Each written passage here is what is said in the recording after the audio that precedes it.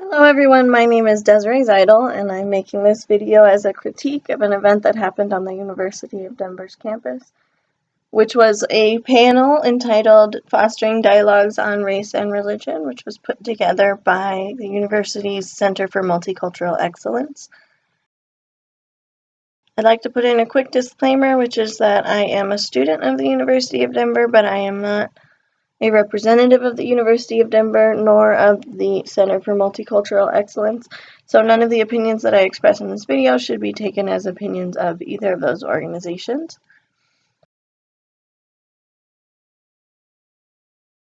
So the speakers at this panel, the first person was named Rhonda Fitzgerald. She works for the Sustained Dialogue Institute, specifically in the campus network. So she works with groups all around the world, but specifically at college campuses, helping them to resolve conflicts through dialogue.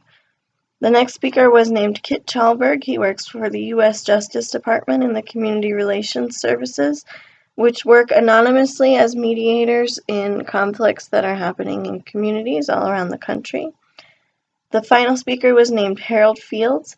He was originally an engineer with IBM, but he also founded the Multiracial Families of Colorado, the Second Tuesday Race Forum, and he works with Coming to the Table, which brings together the descendants of slaves and the descendants of slave owners to have healing conversations. So the discussions that the panelists covered focused, unfortunately, I think, mostly on the term dialogue and what that means instead of race and religion, so they never actually ended up defining race and religion. The definitions that did come out of the word dialogue I did find really interesting.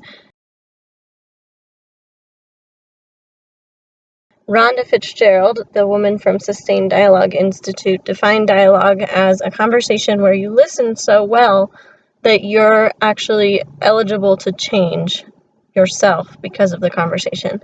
I thought that was an important way to think about dialogue, especially in contrast to debate, which is another thing that we've read about in our literature.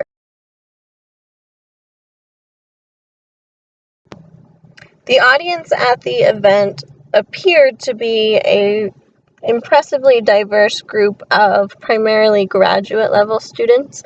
They all appeared to be a little bit older than me or a lot older than me. There was a good mix of men and women and various races represented. And I think this was probably the target audience for the event. They talked about being interested in sharing their ideas with students, faculty, and staff, and I think that they were all probably represented, although it did appear to be mostly students.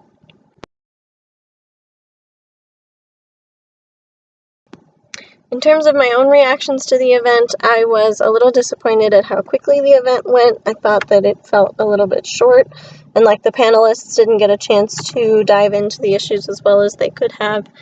Like I said before, I was also a little disappointed that they focused primarily on dialogue and what that means. The moderator asked questions like, is dialogue ever not the right answer?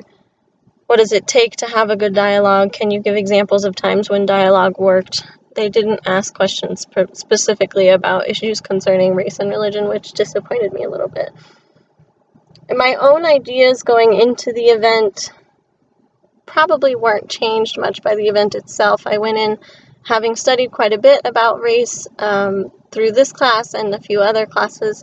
I also went in as an atheist, so I have taken classes that focus on the issues of atheism in America, but also learned a great deal about religions in America and how they work together and how they influence society and so on and so forth, especially in literature and art. So I wasn't surprised to find out some of the examples they had in terms of groups working together across faiths or across races. And again, they didn't really get into many details. They gave one or two examples of how dialogues have functioned in those settings instead of talking so much about how those identities affected their work.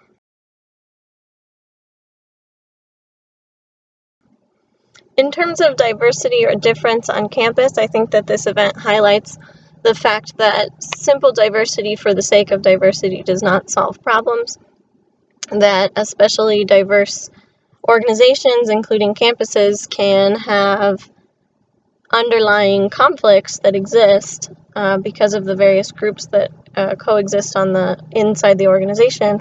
And dialogue is one way that those conflicts can be resolved. But if there is no conversation, if there is no collaboration, diversity in and of itself is not sufficient to reduce conflict or raise awareness or any of those things. So I think that this event highlighted that well.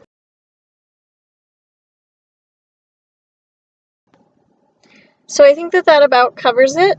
The event was interesting and I think important, but I was a little bit disappointed in the directions that the conversation took, although I think it did make a good point about the importance of dialogue in diverse groups of people, not just diversity for the sake of diversity or for the sake of plausible deniability. So I think it made a good point there.